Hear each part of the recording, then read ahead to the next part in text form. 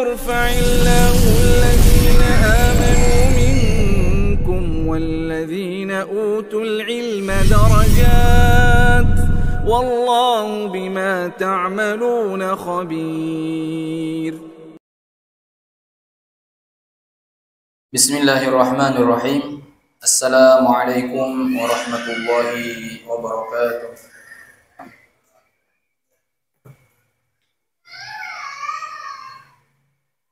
إن الحمد لله نحمده ونستعينه ونستغفره ونؤمن به ونتوكل عليه ونعوذ به من شرور أنفسنا ومن سيئات أعمالنا. من يهده الله فلا مضل له ومن يضلل فلا هادي له. أشهد أن لا إله إلا الله وحده لا شريك له وأشهد أن محمدا عبده ورسوله لا نبي بعده. اللهم صل وسلم على محمد وعلى آله وأصحابه وبارك وسلم تسليما كثيرا. وقد قال تعالى: يرفع الله الذين آمنوا منكم والذين أوتوا العلم درجات والله بما تعملون خبير. وقال رسول الله صلى الله عليه وسلم: من سلك طريقا يلتمس فيه علما سهل الله له به طريقا إلى الجنة أو كما قال رسول الله صلى الله عليه وسلم. Hadirin hadirat yang insyaallah dirahmati oleh Allah Subhanahu wa taala. Kembali kita bersyukur kepada Allah Subhanahu wa taala karena pada malam hari ini Allah telah memberikan kepada kita taufik, hidayah, inayah sehingga kita dapat berkumpul di tempat ini dalam rangka duduk dalam majelis ilmu. Maka mudah-mudahan kita insyaallah di akhirat kelak menjadi orang-orang yang dicintai oleh Allah Subhanahu wa taala. Sebagaimana yang pernah kami sampaikan pekan lalu bahwa kata Ibnu Athaillah, beliau mengatakan Al-Askandari, beliau berpesan, "Idza aradta an ta'rifa qadraka indallah fa'rif aina yuqim." Kalau engkau itu ingin tahu di mana posisimu di sisi Allah Subhanahu wa taala, maka sadarilah di mana Allah Subhanahu wa taala menempatkan engkau hari ini. Ya, sekali lagi, kalau kita ingin tahu Pak di mana posisi kita ya di sisi Allah Subhanahu wa taala, maka ketahuilah di mana Allah Subhanahu wa taala menempatkanmu hari ini. Kalau hari ini Allah tempatkan kita di tempat yang mulia, rumahnya Allah, masjid. Allah tempatkan kita di majlis yang sangat mulia, yaitu majlis ilmu, maka itu bertanda Allah Subhanahu wa taala sedang mendekatkan diri kita dengannya, dengan Allah. Tetapi tatkala seseorang itu berat untuk datang ke masjid, berat duduk dalam majlis ilmu, langkahnya dimudahkan, mudah untuk melakukan hal-hal yang tidak diridai oleh Allah Subhanahu wa taala, maka kata Ibnu Athaillah itu bertanda bahwasanya Allah Subhanahu wa taala sedangkan menjauhkan diri kita dengan Allah Subhanahu wa taala. Jamaah yang dirahmati oleh Allah, mudah-mudahan dengan kehadiran kita di majelis ini Allah Subhanahu wa taala ridhoi kita semua dan Allah Subhanahu wa taala jadikan kita orang yang diampuni oleh Allah Subhanahu wa taala. Amin ya rabbal alamin. Hadirin hadirat yang insyaallah dirahmati oleh Allah Subhanahu wa taala, kita melanjutkan nasihat berikutnya, al-maqalatul 'ashiratu, yaitu perkataan yang ke-10. An ba'di zuhadi man adhnaba dhanban wa huwa yadhhak fa inna Allaha yudkhiluhu an-nara wa huwa yabki. Wa man ata'a wa huwa yabki fa inna Allah ta'ala yudkhiluhu al-jannah wa huwa yadhhak. Al-maqalah al-ashirah, perkataan yang ke-10, an ba'di zuhad, sebagian zuhad. Siapa itu zuhad? Humul ladzina ihtaqaru dunya wa lam yubalu bal akhadhu minha qadra daruratihim. Zuhad itu adalah orang-orang yang tidak terlalu menganggap penting urusan dunia. Bukan berarti gak cinta dunia ya. Mereka mencari dunia tetapi hanya sekedarnya saja. Di sini disebutkan bal akhadhu minha qadra daruratihim. Mengambil dunia itu hanya sekedarnya saja. Artinya zuhad ini adalah orang yang tidak menjadikan dunia itu sebagai maksud dan tujuannya. Ya. Maka kita ambil dari perkataan-perkataan beliau. Beliau mengatakan, ini bukan hadis, tetapi ini adalah kalam hikmah. Ini pelajaran untuk kita semua. Kata beliau, man adnaba dzamban, barang siapa yang melakukan satu dosa, wa huwa yadhak, sedangkan dia itu tertawa, fa innallaha yudkhilhun nara wa huwa yabki, maka Allah Subhanahu wa taala akan masukkan dia ke dalam api neraka sedangkan dia dalam keadaan menyesal atau menangis. Maksudnya apa di sini? Man adnaba dzamban ay tahammulihi. Maksudnya adalah orang yang melakukan dosa wa huwa yadhak, kemudian dia tertawa, menganggap dosa itu biasa saja. Ketika mencuri ketawa, ketika dia melakukan maksiat-maksiat yang lainnya tidak ada rasa menyesal, ketawa, bangga, ya. Ketika berzina dia tertawa. Ai wal halu annahu yafrahu bi tahammuli, maksudnya itu dia senang dengan dosa yang dia lakukan itu, tidak ada rasa penyesalan. Maka orang-orang yang seperti ini yudkhilhun nara wa huwa yabki, Allah Subhanahu wa taala akan masukkan dia ke dalam api neraka dan dia dalam keadaan menangis, menyesal.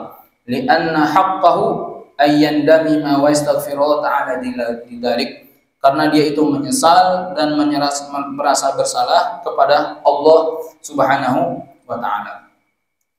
Namun sebaliknya, waman ata'a wa huwa yabki, dan barang siapa yang taat kepada Allah Subhanahu wa taala wa huwa yabki, dan dia menangis, maksudnya hayaun minallahi taala wa khaufan minhu taala ala taksirihi fi tilka ta'ah.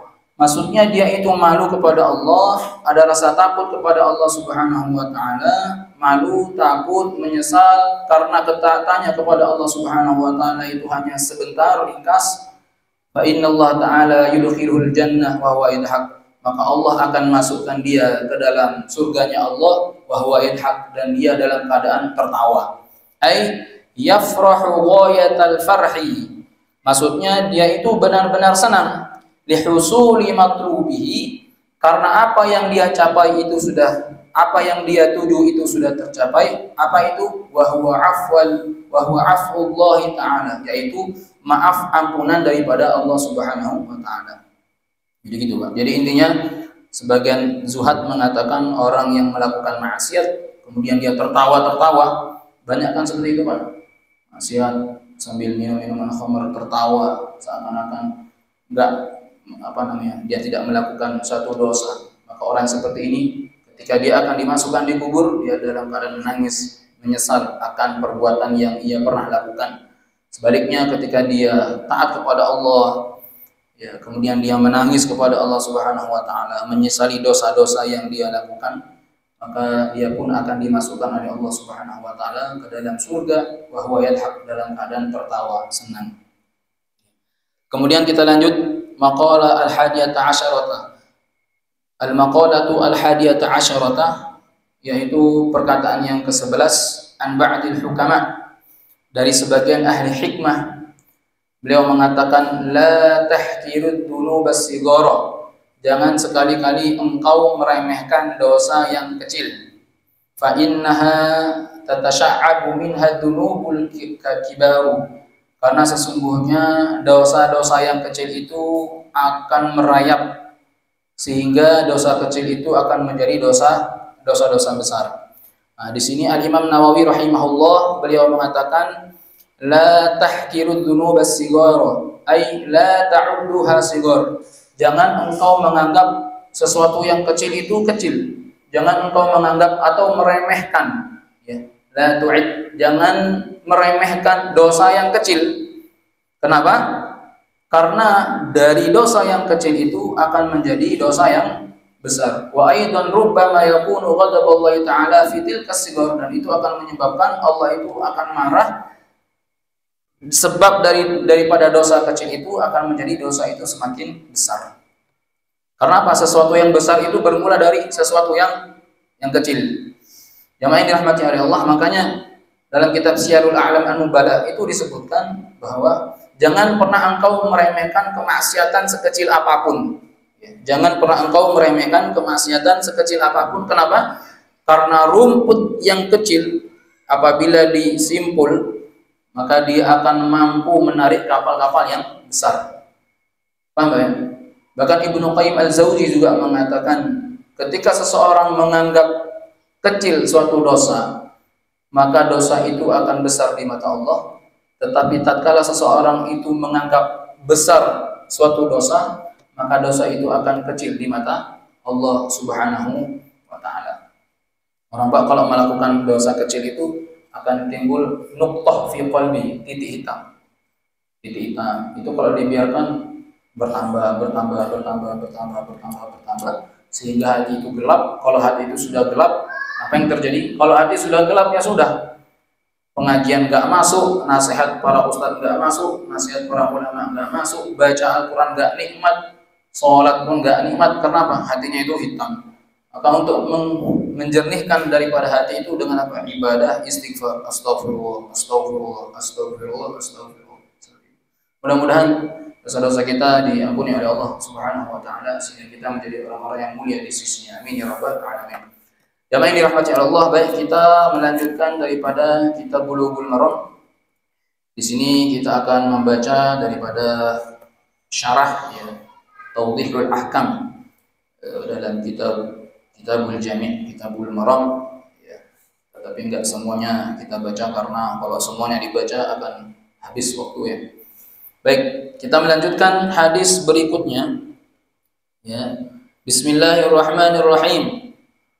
Wa an Abdullah bin Amr bin As radhiyallahu anhuma anna Rasulullah sallallahu alaihi wasallam qala minal kaba'iri syatmur rajuli walidayhi qila wa hal yasubbu ar-rajulu walidayhi qala na'am yasubbu abar rajuli fayasubbu abar rajulu abahu wa yasubbu ummuhu fayasubbu ummuhu, muttafaqun alaih. Wa an Abdullah bin Amr bin As, dari Abdullah bin Amr bin As, dua seorang sahabat, Abdullah bin Amr bin As radhiyallahu anhuma, semoga Allah Subhanahu wa taala meridhoi keduanya, anna Rasulullah sallallahu alaihi wasallam qala, bahwasanya Rasulullah sallallahu alaihi wasallam bersabda, minal kabairi, termasuk bagian dosa-dosa besar.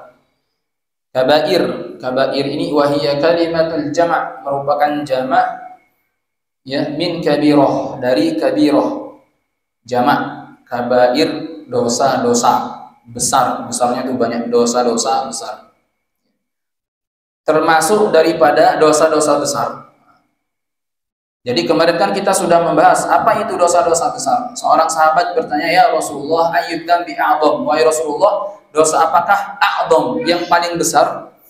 Maka Rasulullah SAW jawab tiga. Yang pertama, anta ja'ala lillahi niddan wa huwa khalaqak. Yang pertama, engkau menjadikan sekutu, tandingan bagi Allah, sedangkan Allah itu yang menciptakan kamu. Artinya, dosa yang pertama itu syirik. Kemarin kita sudah membahas syirik itu ada dua, kubro dan sugro, syirik besar dan kecil. Syirik besar itu adalah syirik yang betul-betul nyata, tidak menyembah daripada Allah Subhanahu wa Ta'ala, menyekutukan Allah. Maka syirik seperti ini kharaja minal Islam, adalah syirik yang menyebabkan seseorang itu keluar daripada Islam. Sedangkan syirik sugro tidak menyebabkan seseorang itu keluar daripada Islam. Contoh, ketika dia sakit minum obat, dia yakin bahwasanya obat itu yang menyembuhkan, bukan Allah. Nah, ini sudah termasuk syirik sugro. Maka caranya beristighfar kepada Allah Subhanahu wa Ta'ala. Yang kedua, dosa yang terbesar itu adalah antaqtula waladaka khasyata ayyakula ma'ak. Engkau membunuh anakmu, anak yang engkau lahirkan, engkau bunuh khasyata ayyakula ma'ak. Karena apa? Karena takut engkau memberi makan kepada anakmu. Maka orang yang seperti ini salah satu bagian daripada dosa besar. Kemudian yang ketiga, antuzani bihalili jarik, engkau berzina dengan tetanggamu. Kemarin kita sudah bahas tuzani ini sebenarnya enggak langsung zina. Karena redaksi kalimatnya antuzani, bukan antaznia.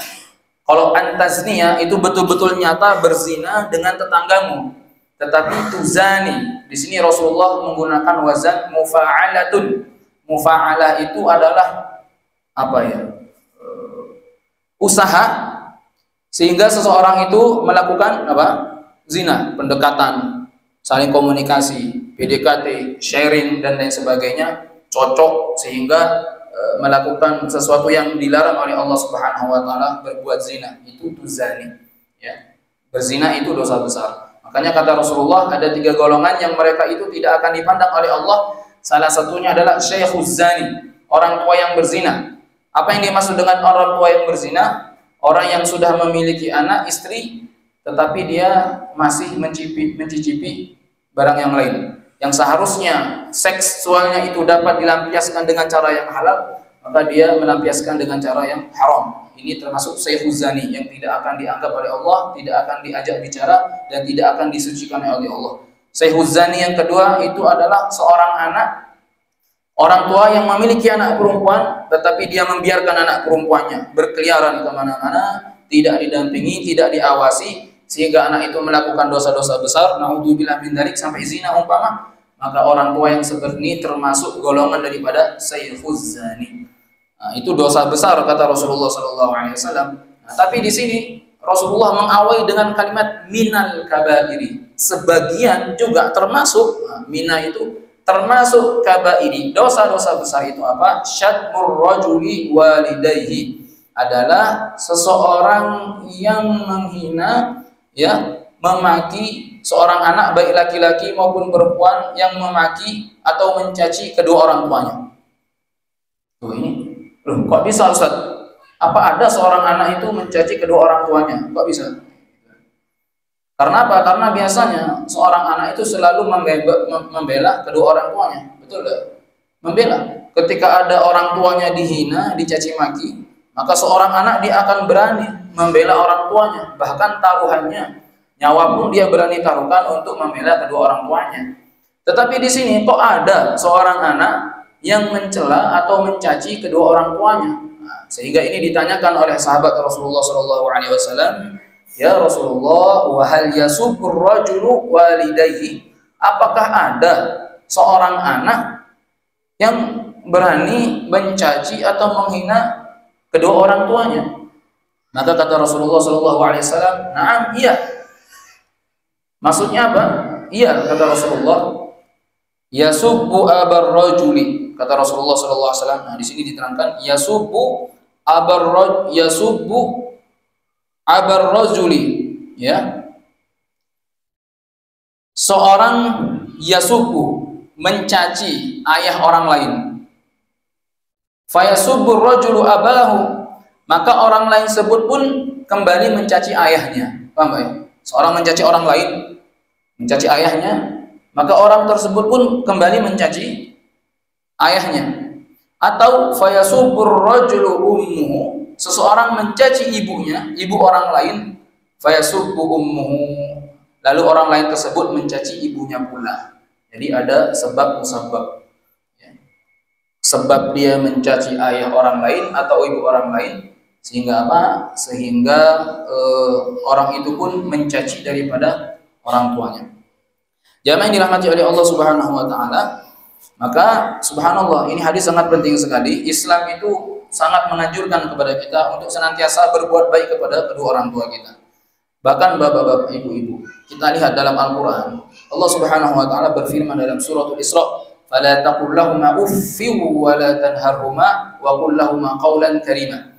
Fala, janganlah kalian, taqul lahumā, mengucapkan kepada kedua orang tua kalian, dengan kalimat itu wala tanharhuma, dan jangan kamu membentak mereka, wa qul lahuma, dan ucapkanlah kepada mereka qaulan karima, dengan ucapan yang karima, lembut, yang tidak menyakiti hati kedua orang tua kalian. Jamaah dirahmati Allah, di sini kita lihat, membahas sedikit. Maka dalam kitab Tawdihul Ahkam ini disebutkan al-uf wa hiya kalimatut tadajjur. Uf itu ada kalimat tadajjur. Tadajjur itu kalimat kejengkelan. Biasanya kalau orang itu kalimat apa, Pak? Kesel dan jengkel. Biasanya kan dulu kita sering kalau disuruh ibu, nak belikan ibu cabai, kita lagi asik main-main. Itu namanya kalimat tadajjur. Jamaah yang dirahmati oleh Allah, kalimat tadajjur, itu adalah kalimat yang paling rendah. Di bawah kalimat itu enggak ada lagi. Maka kata alim ulama mufassirin mengatakan, ya, dalam Tawdihul Ahkam ini disebutkan, sekiranya ada kalimat yang lebih rendah daripada maka pasti Allah Subhanahu wa taala akan menggunakan kalimat itu. Tapi enggak ada. Kalimat ini adalah kalimat yang terendah.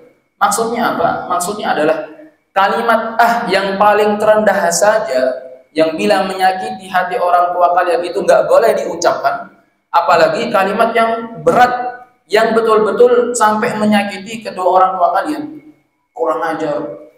Itu kan kalimat bukan lagi, paham gak? Masya Allah, seperti itu. Maka indah Al-Quran ini, Pak. Kalimat ulama-ulama menafsirkan ini adalah kalimat yang paling rendah sekali Allah gunakan. Artinya apa? Kalimat yang seperti ini saja nggak boleh kita ungkapkan di hadapan kedua orang tua, apalagi kalimat-kalimat yang berat.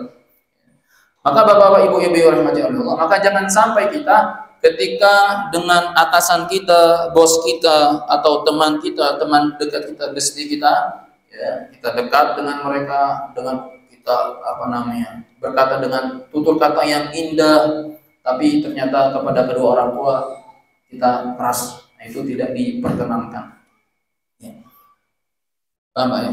Uwais Al-Qarni itu saya pernah sampaikan menjadi wali Allah, yang Sayyidina Umar itu meminta doa kepada beliau itu sebab pengorbanannya, pengabdiannya kepada kedua orang tuanya. Jamaah yang dirahmati oleh Allah Subhanahu wa taala, subhanallah, seperti itu. Maka jadi ada sebab akibat seseorang itu dikatakan, yang dimaksud seseorang itu dikatakan menghina atau mencaci kedua orang tuanya tatkala seseorang itu menghina atau mencaci orang tua ayah orang lain. Inilah yang disebut dengan wasail. Wasail itu perantara, sebab. Makanya kata ulama di sini dalam satu kaidah, innal wasaila laha ahkamul maqasid. Wasilah itu memiliki hukum tujuan. Wasilah itu memiliki hukum tujuan. Ketika wasilah itu mengantarkan seseorang kepada kebaikan, maka wasilah itu hukumnya menjadi boleh. Tetapi ketika wasilah itu mengantarkan seseorang kepada keburukan, maka wasilah itu menjadi haram. Contoh Pak ya, dalam Al-Quran Allah mengatakan, wala tasubbul ladzina yad'una min dunillah fayasubbullaha adwan bighairi ilm. Dalam surat Al-An'am, wala, janganlah kalian tasubbul ladzina, mencaci seseorang yang yad'una min dunillah, orang yang menyeru atau berdoa kepada selain Allah. Kenapa enggak boleh mencaci? Fayasubbullaha adwan bighairi ilm, karena mereka akan mencaci Allah melampaui batas tanpa pengetahuan. Artinya seseorang itu tidak boleh mencaci Tuhan-Tuhan yang lain. Kenapa? Karena nanti orang itu pun akan mencaci Tuhan kita. Maka cacian ini namanya wasilah. Mencaci orang lain, mencaci agama orang lain, ini wasilah. Kalau wasilah tersebut, cacian itu menyebabkan orang itu akan mencaci agama kita, akan mencaci Tuhan kita, maka wasilah itu akan menjadi hukumnya haram. Paham ya? Seperti itu. Maka mencaci kedua orang tua orang lain, mencaci orang tua ayah orang lain, itu wasilah. Hukumnya menjadi haram. Kenapa? Karena sebab mencaci orang tua lain, ayah orang lain, itu menyebabkan seseorang itu akan mencaci kedua orang tua kita. Itu namanya wasilah. Jamaah yang dirahmati oleh Allah Subhanahu wa taala, walaupun ya kalau kita melihat banyak sekali dalam Al-Qur'an Allah Subhanahu wa taala sendiri menjelaskan bagaimana para nabi itu juga terkadang mencela Tuhan-Tuhan yang lain, seperti Nabi Ibrahim itu bagaimana mencela patung-patung pada Raja Namrud itu kan. Ya. Dalam sisi lain itu diperbolehkan, tetapi dalam satu sisi lain, maksudnya ketika seseorang itu mencaci Tuhan, bahkan ada yang lebih besar mudaratnya, artinya orang itu akan mencaci agama kita, maka itu tidak diperbolehkan di dalam Islam. Bisa dipahami Pak ya? Begitu. Baik, kita lanjut hadis berikutnya.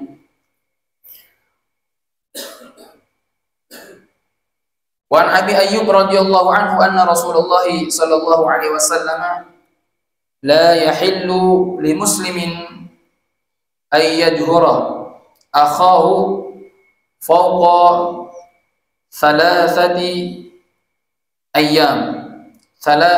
La yahillu li muslimin ay yahjura akhahu fawqa thalathi layalin yaltaqiyani fayu'ridu hada wa yu'ridu hada wa khairuhuma alladhi yabda'u bis-salam. Muttafaqun alaih.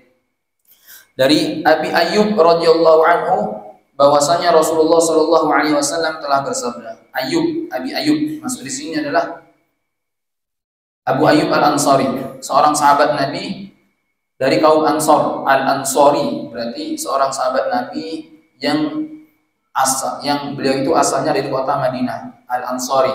Sahabat itu ada dua, bapak-bapak, ibu-ibu. Ada Muhajirin dan ada Ansor. Muhajirin itu adalah orang-orang yang mereka itu dari hijrah dari Mekah ke Madinah. Namanya sahabat Muhajir. Sahabat Ansor, mereka itu penduduk Madinah asli yang menyambut kedatangan kaum Muhajirin. Para sahabat yang mereka datang dari Mekah menuju Madinah. Ansor. Maka Abi Ayyub Al-Ansari, kenapa disebut dengan Al-Ansari? Karena Abi Ayyub ini adalah sahabat yang memang asalnya dari kota Madinah, penduduk Ansor. Beliau ini adalah sahabat yang paling dekat dengan Rasulullah dan salah satu sahabat yang rumahnya pertama kali dijadikan tempat di mana Rasulullah itu menginap. Ketika Rasulullah datang di kota Madinah, maka disambut oleh orang-orang Madinah, maka pertama kali tempat yang dijadikan tempat tidurnya Rasulullah, istirahatnya Rasulullah SAW itu seorang sahabat yang bernama Abu Ayyub Al-Ansari radhiyallahu anhu. Beliau bersabda, la yahillu li muslimin, ya, la yahillu li muslimin, tidak patut bagi seorang muslim, ya, tidak patut bagi seorang muslim, apa itu? Ayyahjura akhahu, mendiamkan saudaranya, atau yahjura itu memboikot saudaranya, fawqa thalathi layalin, lebih daripada 3 malam. Ulama mengatakan 3 hari 3 malam. Jadi tidak boleh, tidak halal bagi seorang muslim untuk mendiamkan saudaranya itu lebih daripada 3 hari 3 malam. Yaltaqiyani, mereka saling berjumpa ini. Faya'ridu anha wa ya'ridu hada. Mereka saling berjumpa, tetapi yang satu itu berpaling. Apa ya namanya ya? Cuek. Wa ya'ridu hada. Kemudian yang satunya juga cuek, sama-sama cuek. Wa khairuhuma, maka di antara kedua orang ini yang paling baik alladzi yabda'u bis salam, adalah orang yang pertama kali mengucapkan salam. Ada orang yang saling bertatapan ya, saling apa ya? Enggak sopan begitu lah selama beberapa hari. Maka kata Rasulullah SAW, di antara dua orang ini Pak, yang paling mulia itu adalah orang yang pertama kali mengucapkan salam, assalamualaikum. Kalau ada orang seperti itu Pak, itu masya Allah, dia sudah menginjak-injak atau sudah meruntuhkan egonya. Betul. Apalagi kalau saya kan lebih tua, atau saya ini sudah seperti ini, apa tokoh, enak saja kalau saya minta maaf lebih dulu. Seharusnya dia lebih minta maaf. Ya. Jamaah yang dirahmati oleh Allah. Nah ini kata Rasulullah SAW, tidak halal bagi seorang muslim untuk menghajar, memboikot saudaranya lebih daripada 3 hari. Ya. Jamaah yang dirahmati oleh Allah. Kalau kita melihat Islam itu merupakan agama yang masya Allah, agama yang indah, agama yang betul-betul mempererat tali persatuan. Karena Allah Subhanahu Wa Taala mengatakan innamal mu'minuna ikhwatu, hanya innama ini adadul hasyr, hanya innamal mu'minuna, sesungguhnya hanya orang-orang yang beriman itu bersaudara. Kenapa Allah menggunakan kalimat innama? Itu kalau dalam bahasa nahwu itu namanya adadul hasyr, hanya orang-orang beriman yang bersaudara. Orang beriman itu Pak, saudaranya bukan hanya di dunia saja, tetapi juga di akhirat. Al-akhillau yawma idzin ba'duhum li ba'din adu illa al-muttaqun. Teman yang dekat itu nanti di akhirat akan menjadi musuh. Yang orang-orang yang non muslim, mereka kelihatannya baik gitu, maka nanti di akhirat dia akan menjadi musuh illal muttaqun, kecuali orang-orang yang bertakwa.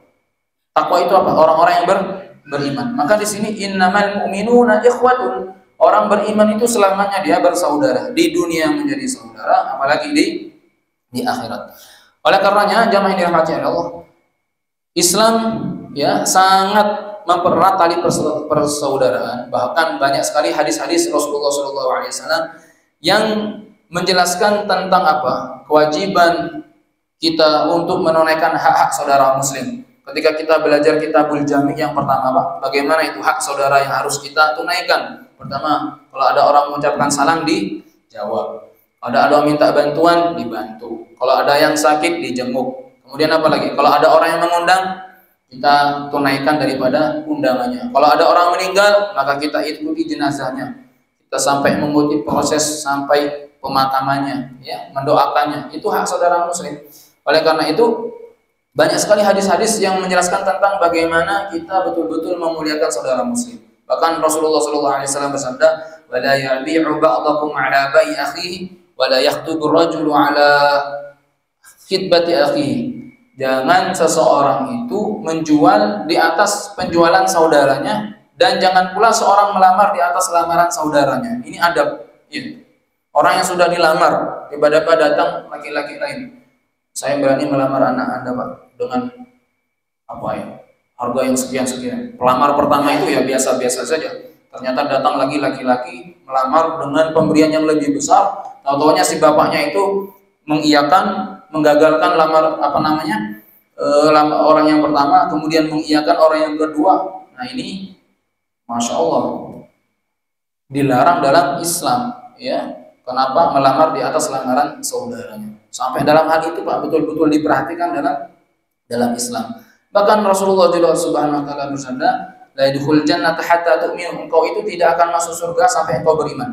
"Wa la tu'minu hatta tahabbu." Engkau itu tidak akan beriman sampai kalian saling mencintai. "Awala adullukum 'ala syai'." Tidaklah aku tunjukkan kepada kalian sesuatu idza fa'altumuhu tahabbtum, yang bila mana engkau kerjakan, engkau itu akan semakin cinta, semakin senang, semakin sayang, semakin dekat. Apa itu? Afsus salam bainakum. Hendaknya kalian mengucapkan salam di antara saudara-saudara kalian. Assalamualaikum, assalamualaikum.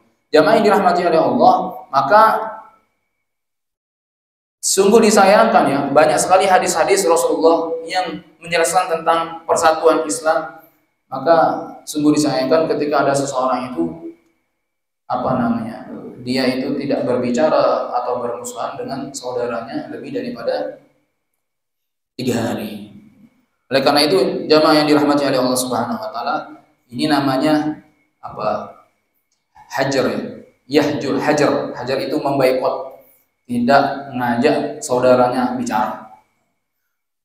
Jamaah yang dirahmati oleh Allah, maka apakah boleh kita mendiamkan saudara kita itu lewat daripada 3 hari? Enggak boleh, hukumnya haram, tidak diperbolehkan. Tapi kalau kita mendiamkan saudara kita karena untuk apa?